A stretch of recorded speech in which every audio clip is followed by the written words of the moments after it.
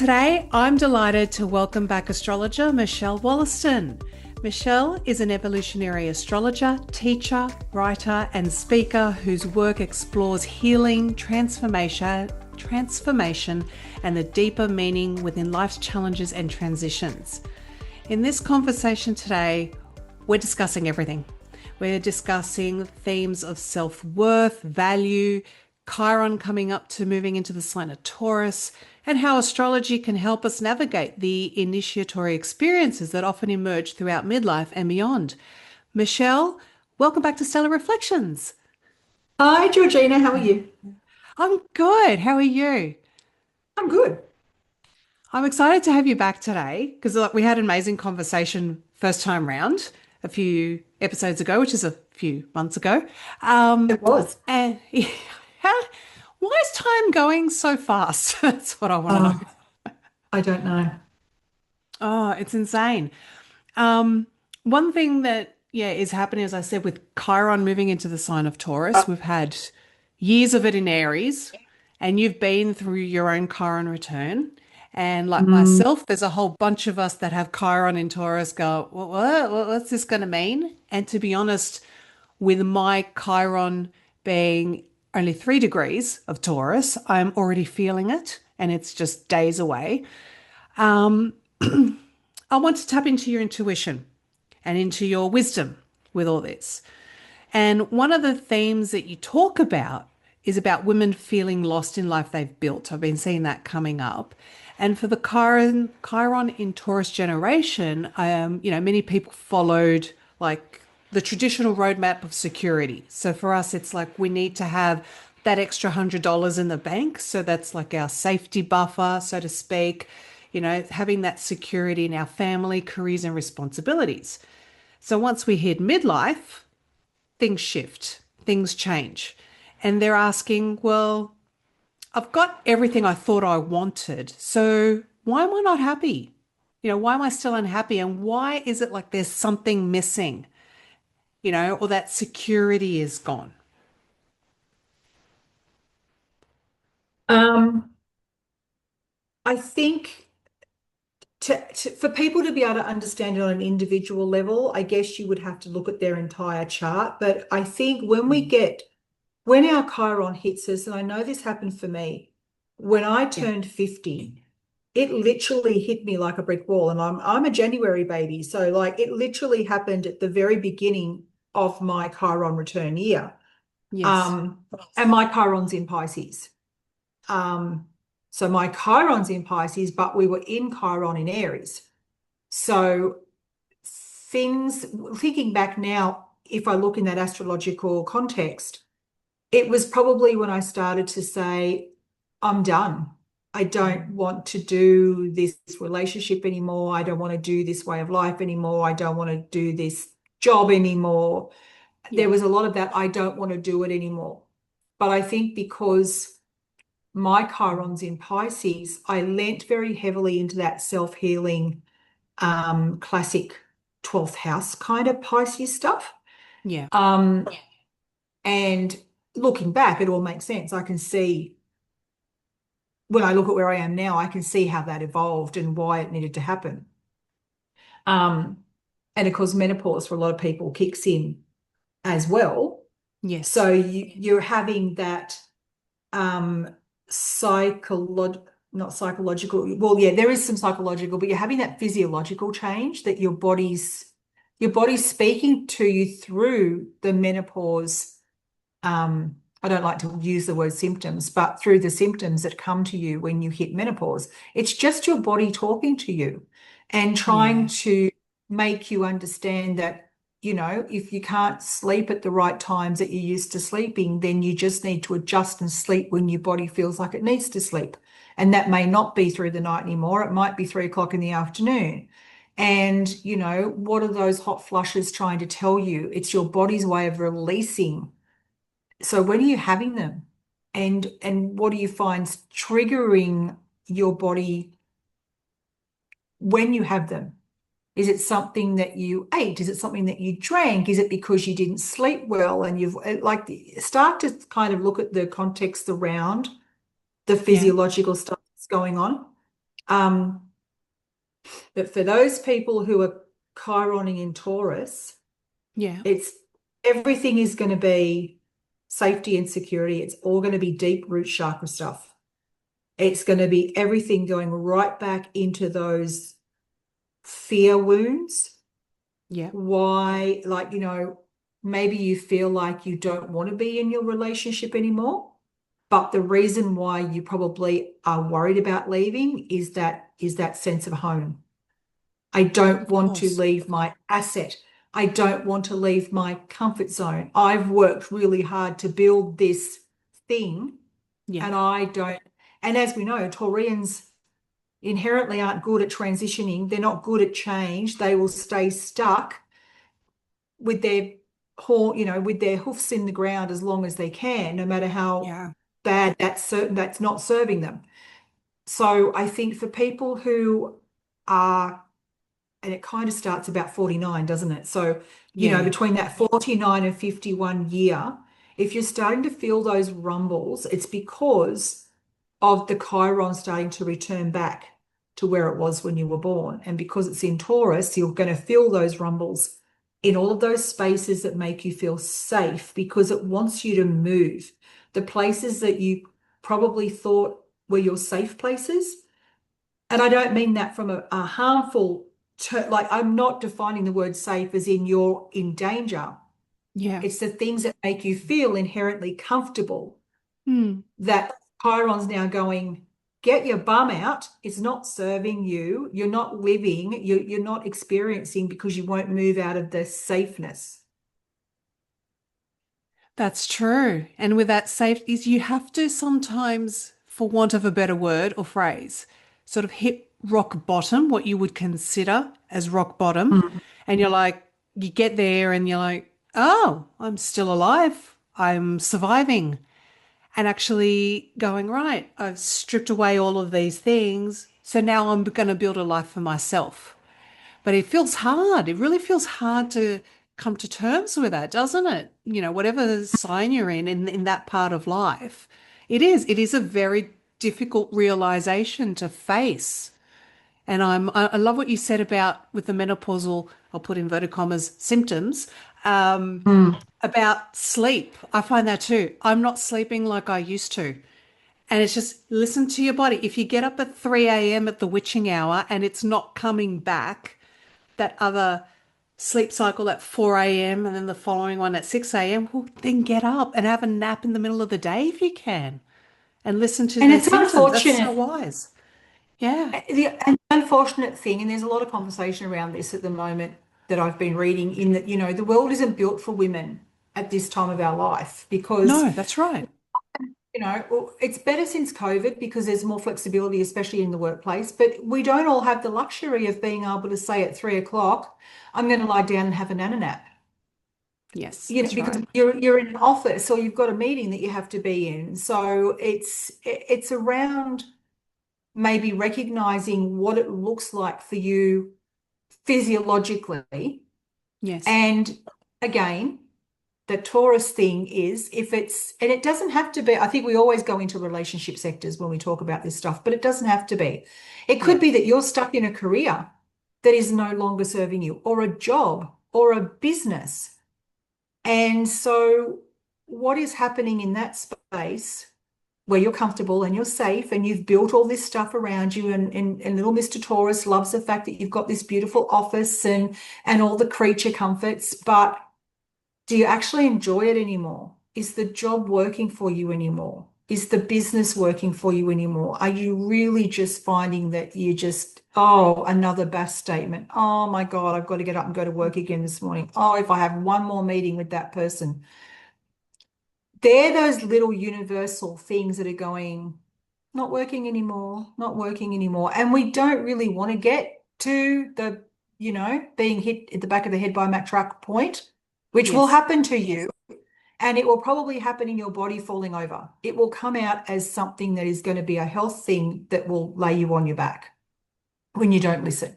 Yeah. So, when you start to hear those rumblings, Is it my job? Is it my business? It could be my relationship. It could be the house I'm living in. Maybe I just don't feel like I love living in this suburb anymore, or I don't love this house anymore, and I don't know why. Maybe I need to sell and move because maybe the next amazing opportunity is in another state, but I'm Yes. not going to have that come to me while I'm sitting in this comfort zone of this state or this country. Or so when you suddenly start getting those urges that you Yep. push down, because especially in Taurus, you're going to be sensible and you're going to be responsible and you're going to, keep everybody safe and secure.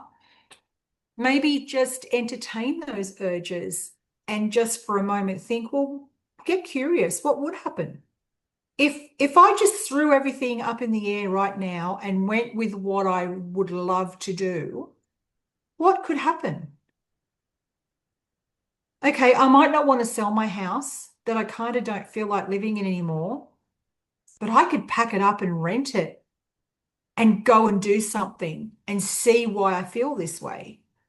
Like you don't have to burn your bridges. You just have to think Yeah. outside the box and get curious. Because what will happen is when you get curious, the solutions will come for you. They will. Yeah. That's how it works. Hmm. And in that, do you think like people are struggling not only with making those decisions or even understanding what they're feeling or what those signs are, but they feel that life is getting harder. And you talk about this as well. And is it because we're being asked to stop living a life of obligation and start living from authenticity? Or are we just getting older and especially for those who identify as women, the menopausal or perimenopausal brain, you're just like, I'm just too tired for this. I'm going through this transition. This is too much. There's like a lot of overwhelm. Why do you think everything can feel so difficult with that? I always say to everybody that I speak to who asks me these sort of questions, and I've been saying it to myself probably for 10 or so years, Yeah. anything that feels difficult is difficult for a reason. It's because you have to move. There is no real difficult. Difficult is a term that the human psyche has put onto things that are uncomfortable.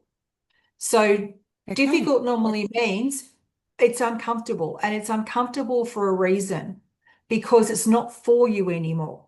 Things that are for you are not uncomfortable. The things that are filling you up and you're enjoying and are easy and are just flowing, you don't stop to think about, oh, I'm having way too much fun. I'm going to move away from that now. That's true. No one ever thinks like that. Yeah. Because they're the things that are meant for you. The things that are uncomfortable, difficult, challenging, annoying, frustrating, any of those words that kind of all mean that same thing. They're the places where you have to stop and go, it's not meant to be like this. What is it trying to tell me? What is there about this thing that I should maybe just drop and walk away from? And again, Yeah. it might be something that you've built over many years. It might be something that's cost you a lot of money. It might be something that you have a lot of embedded emotion in. Um, could be a husband or a wife. It could be a child who you just are not gelling with, and there's just this stuff that goes on repeatedly. It can be that close, and it's happening because there's a lesson in there that you need to learn. One of you needs to step away. The friction's happening for a reason. It's for you to sit and think about why. Why is this happening? What am I not facing? And when you actually get real with yourself, you'll know. Yeah. You'll know. When you're not enjoying doing something anymore, there's usually an underlying reason. It's either because someone or something is irritating you. Yes. Well, then that's telling you it's time to move away from the irritation. It's not for you anymore. That's why it's appearing. It's trying to tell you what you refuse to actually sit in yourself. So the more you refuse to sit in it, the more irritating it's going to become. Okay. because So, yeah, energy is sorry. trying to move.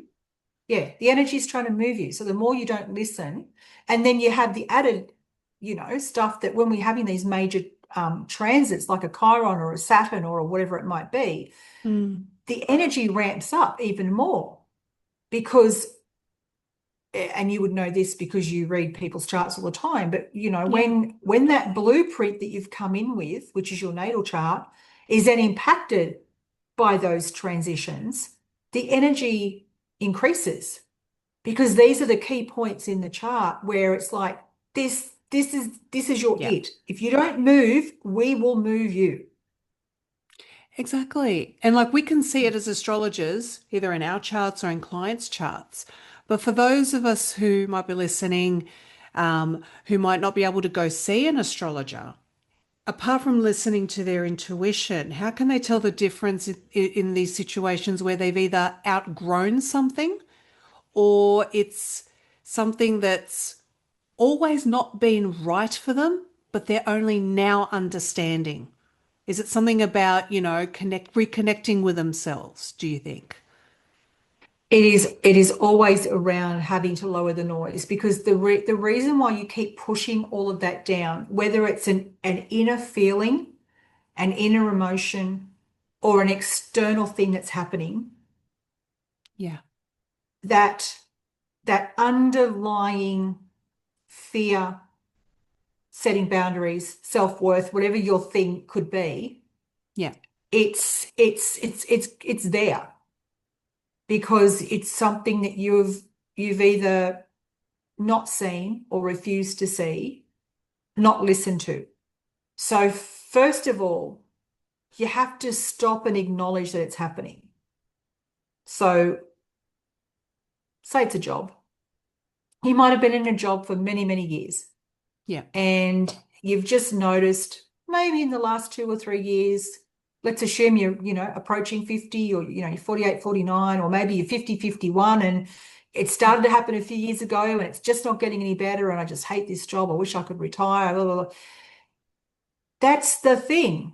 So yeah, inside you feel it because you probably don't want to get up this morning and get in the car and go to work. You don't want to dial into that meeting that's on at 12 o'clock. You don't want to have to go and deal with that person again today who you know is going to repeat the same problem. You don't want to have to put the spot fires out. The job just doesn't do it for you anymore. And then there could be real external markers that you're just not picking up. So, for example, maybe you applied for a promotion and you didn't get it. yeah. Maybe a lot of your key staff members left and you just can't pull that team back together. Maybe, you asked for a pay rise and they said no. Yeah. I don't know how many of those sort of things you need to experience before you go, oh, stuff it, I'm out of here. Because A lot of they're people don't also listen. Yeah. They don't listen. But I'm telling you, when those sort of things start happening, when the external thing around you starts to collapse and it doesn't give you what you want, they are also the things that you need to listen to. And you might just go, oh, I got passed over. Deep down inside, you're screaming because you got passed over, probably for someone who you don't think deserved the role, or they Yes. brought someone in from outside when you've been doing all the hard work for 10 years and basically just overrode you, or you really do think that you deserve a pay rise because you've been on the same pay for the last 3 years and the CPI increases aren't doing it for you and they just don't give it to you. You just don't go, oh, well, like you're not happy Yeah. because you are justifiably probably, entitled to be able to get what you're asking for. But the reason you're not getting it is because it's time for you to go. You haven't listened to the early rumblings, and now they're going to go, okay, we'll start ramping it up a bit and we're going to make it, you're not going to get what you wanted. I've had that happen in so many places. And then often what will happen is if you're staying somewhere, and we'll stay on the job line, if you're staying Mhm. somewhere in a job or a business that it might be your business that is not for you anymore, Yeah. don't be surprised if suddenly somebody walks in and says, oh, there's been a change in the business structure and we're making you redundant. Oh, redundancies are blessings. Yes, it's It really is a forcing you blessing. out. Or Yeah. worst case scenario, you do something stupid and you get sacked. And you'll sit back and you'll know, I've done this. I've actually sabotaged myself to the point where I get sacked. And Yeah. I know how to sit back and read it. And I'll actually go, yeah, okay. I know I was taking a bit long to make that decision. So you've basically made the decision for me. But funnily enough, it always works out in my favor because usually when I've been sacked, I've walked away with at least 4 to 6 weeks worth of income owing to me. Yes. I've never been left in a position where it's been like, oh my God, I'm not going to be able to do shopping tomorrow. But that will happen. Situations will then occur that will make you have to move out of that space. So I'd rather do it where I can control it than have the universe control it for me. Absolutely. Or you'll get ill. If you're in a situation where something is burning you out and you're not sleeping well because of it, you're not eating well because of it, it's Yeah. literally making you sick, you will end up getting really sick to the point where it's like, I can't do it anymore because now I'm in a hospital bed or I've It's got true. adrenaline fatigue or it will happen. And if if you're listening to this, you probably know people where you've seen it happen to other people. You just can't see it happening to yourself. Or you're listening to this and you're like, oh, I'm starting to see that burnout. Or, I know, and I've had this personally where I've said to myself, I feel like I'm burnt out. If that word burnout comes through your head, you're most likely on the verge of a burnout and you need to take action with that. Mm. You know, move the residence, move jobs, move, the situations in your life. It is so important to listen to ourselves and be authentic and listen to our intuition in that respect, rather than, and this is like very counterintuitive professionally, but say you don't always have to go to an astrologer to have that, validation. Right. You No, just listen to what is happening internally and yeah, externally because there will be both going on. Your internal is going to be your body and your nervous system's responses to what's happening to you externally. And if you just keep going, rinse and repeat, oh, yeah, I'll take a Panadol. Oh, okay, I'll go to work this morning even though I didn't sleep last night.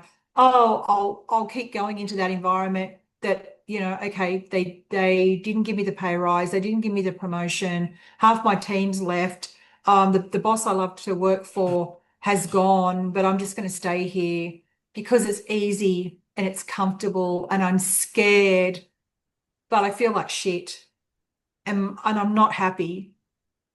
Like, yeah, really? Trust me, you make the right decisions and the universe will go, hey, here's the next thing that's been waiting for you. But you had to be the one to put your foot forward. And you know what? I'd say to people, if your back is bothering you, if your hips are bothering you, if your knees are bothering you, that is a sign that you need to move.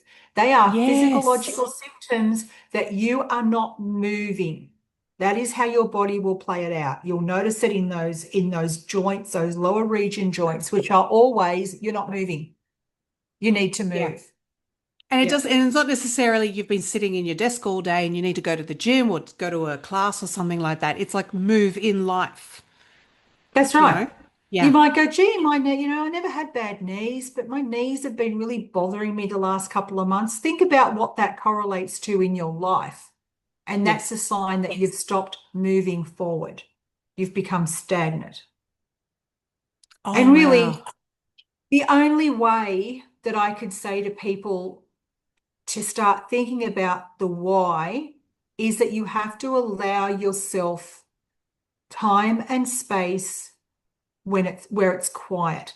You will never hear what you need to hear through the noise that is our lives. And for women especially, Yeah. and it's not going to matter, okay? You're 49 to 51. I'm going to say chances are you are a wife or a partner or a husband, happens to men too, or a husband. You are a worker or an employer or a sole business person. You probably have 2 point something children who are probably, mid-teens to 20s, maybe. You've probably got 2.2 cars. You probably live in a house or rent a house. You're a very average Australian person. Yeah. And with all of that comes noise. You've got aging parents who may or may not be relying on you more than what you have in the past. So Yes. you've got partner, work, children, parents, all the expectations that you put on yourself of what you think you should be doing. So it's very, very noisy.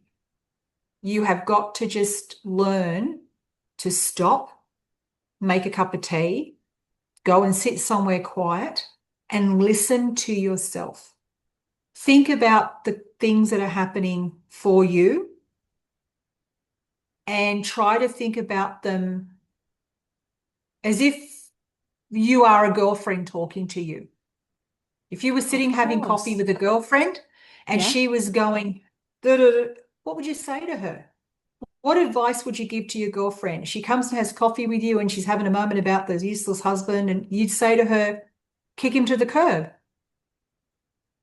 If they came and said to you, you're in this horrible job and I can't believe I applied for this promotion and I didn't get it, they gave it to some new person who's been in the place for 5 minutes, your friend would go, I'll just quit. Start looking for another job. Like, don't stay there where you're not valued. What advice do you give your best friend? Because you need to do that for yourself. Absolutely. Yeah, we don't Yep. listen to ourselves. And Uh, yeah, and the thing with that as well, like, having kids and having parents, with that sandwich generation that I've talked a lot about, mm. what if, yes, you are in a caring role, but what if the people that you're caring for, and this is probably mostly not young children that are very dependent on you. I'm talking about people that are older that you might be caring about. Rather than them needing that additional help, what if they're codependent? And it's such a hard struggle to break that cycle of codependency. You could be the only one that's caring for them, yet you are getting those signs in midlife. You are getting those signs that you need to take care of yourself. What is the best thing someone can do in that situation? Again, I think you have to think about this in the context of the human experience you've chosen. So we're in Australia, so I'm going to talk to this in an Australian context, but it could be very different if you're in a different culture, Yeah, especially if you're a woman. So there is an expectation on the women, more so if you're the first daughter, yeah, less so if you're the third daughter, because usually the third daughter is the one that gets away with murder. So if you're the first or the only daughter, yeah, and it's not necessarily even something that's been spoken about to you, but it's probably something you've seen occur. We do have an expectation that we will be the do all and end all for every other person or situation around us. That is what society has taught us to think is what happens. yes, That is not what needs to happen. And believe me, in the last 10 years, 15 years, I've lived all of the experiences and I sit back and gone, I didn't have to do that like that. And I wish I'd known then what I know now because I wouldn't have done it that way. So, okay, you've got an aging parent. Maybe the first parent has passed over or the parents are not together anymore. And you have a parent who, for whatever reason, now needs you to support them. yeah, Okay, that's fine. First thing I'd say is you need to remember you're the daughter, not the carer. There are professional people who know how to do caring. They get paid to do that. You yes, are the daughter. When you take on all of that caring, and I'm not talking about going and seeing mum a couple of times a week and doing a bit of grocery shopping for her and making her dinner. I'm talking about going in and doing the heavy lifting caring. You spend every 5 minutes on the phone to her because she's on the phone to you every 5 minutes going, I can't find this, I can't do this, I can't make this work, I've just fallen over, you have to take me to the doctor. It's that heavy lifting yeah, stuff. You don't have to do that. And the reason we do it is because often we're not informed about the options we have. So you can yeah, ask a doctor, assume I don't exist, assume my mother has no children. What things are available to her through the various systems that can support her? Can she get people to come into her home to take her shopping? to do her housework, to do community transport. I don't have to change my Mm. entire life and work and children to now take care of my mother. That's not Yeah. my role. But we do it because we're martyrs, or we have people-pleasing issues, or there's all Yeah. this embedded ancestral shit that has come into our DNA. Yeah. We don't have to. There is no God who's going to smack you at the pearly gates and go, you were a bad daughter because you did. It doesn't, that's a human construct. It So, is. Yeah. inform yourself. If doing the caring is actually making you sick, you have to stop because then you're no good to anybody, primarily yourself. And, it's not your job. So stop and think about what are Yeah. you doing? What can you put onto someone else? If you're in a situation where you have to do so, even those little things, and then you're kind of like, oh, hubby and the kids knew I had to be out here all day doing this, and they knew that I was going to do this. And I've come home and they haven't done this and they haven't cooked tea. I'm telling you now, if you're dealing with men, regardless of whether they're 0 to 60, 50, 70, whatever, they only know what they know. Yeah. If you haven't said, this is becoming really hard. I need you guys to lift your game. I'm going to need you to start doing your own washing, putting the dishwasher. They're not going to do it. That is male No. human nature. And then when you whinge, they're going to say, why didn't you just ask? Learn to ask. Learn Yeah. to delegate the responsibility. Whether you delegate the responsibility to a government agency, a professional person, a husband, a sister, a brother, a friend of the family, learn to delegate. Do not carry it on your shoulders and then whinge because, oh, I'm so tired. Because that's what it is in reality. We've all got Yes. those friends. We all sit back and go, well, I don't know why she's doing all that. She's got two really healthy brothers and sisters that could be helped because we feel like we have to do it all. We And are do, and you no going to one be asks dumb enough? Are us. you going to be dumb Yeah. enough to offer? No. No. Is your brother or sister, if you're doing everything, going to be dumb enough to step in and go, oh, I'll help? Of course not, because you're dumb enough to do it for them. So, like, think about it in real terms. Like you are carrying what you're carrying because you're deciding to carry it, Yeah, and that's the and thing. you Like don't. you do decide to carry it, and as an only child myself, you feel like, yep, you've got that cultural expectation. And you've And got being the in added, as I Australia, said. yeah. Yep, as So I you've said, got the the cultural cultural one. context. No one asks you, and you're like, why is it on me? And then the social conditioning, which I've had people, from a Greek background, you're expected.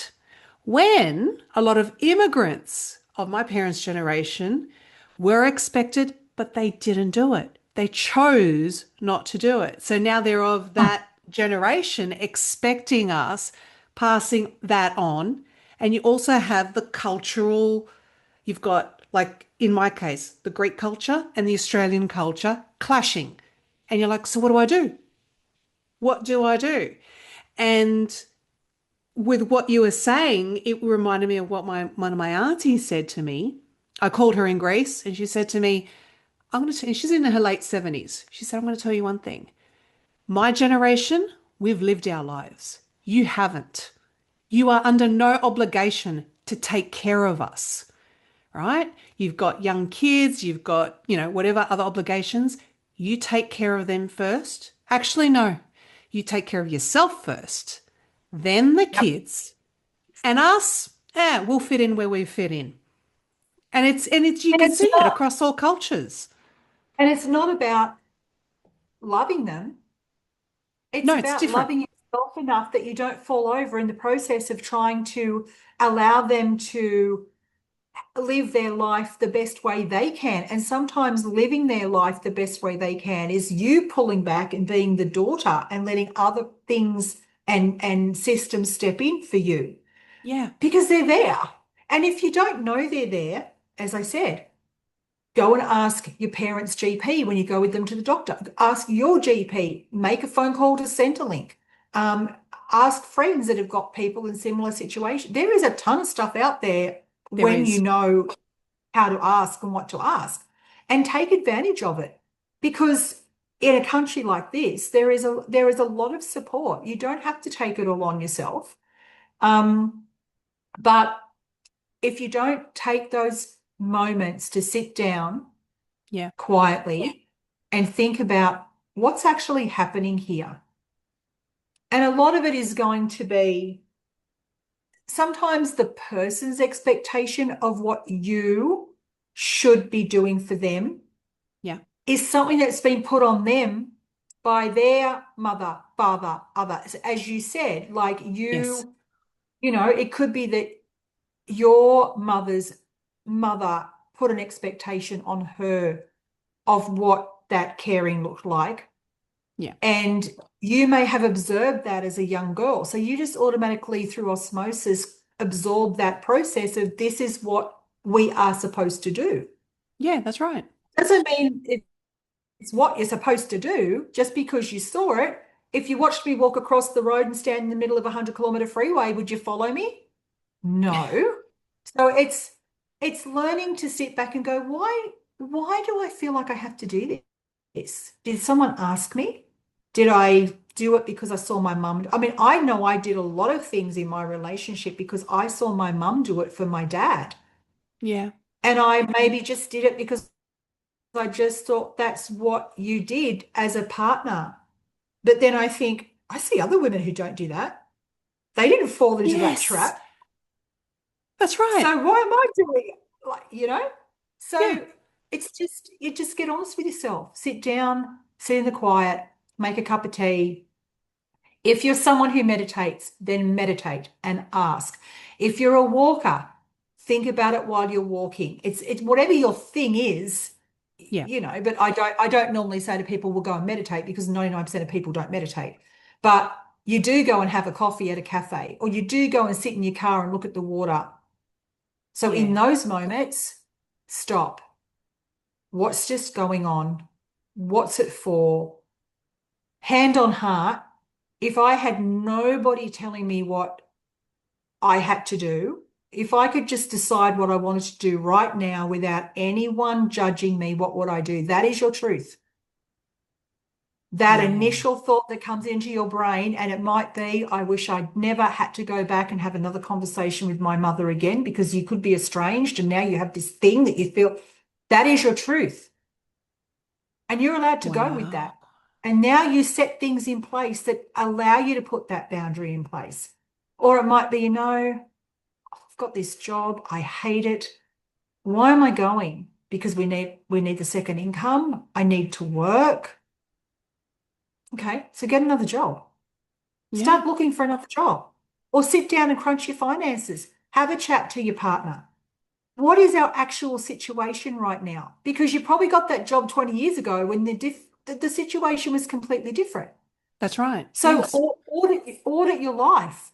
Sit down and actually crunch those numbers. If you're a woman in her 50s and you are no longer happy in your relationship, and I'm telling you because I've been that woman in my 50s, and the first thing that comes to your brain, and the first thing that comes to many of my female friends' brains in the same situation is, but I can't leave.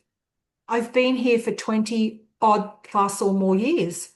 Where will I go? What will I do? I'm 50, I'm 60. I'd have to start again. Will I have enough money for a mortgage? They Yeah. are the thoughts you have. And you need to sit down and audit your life. You don't just suddenly pack a bag and leave. You stop and you go, okay, what does it actually look like? I'm just going to go and get my superannuation statement. I'm going to go and get my partner's superannuation statement. I'm going to go and check the mortgage, and I'm going to find out how much liability and how much collateral I have in this asset. How many assets do I have? What would it actually look like if I just did what I feel I need to do?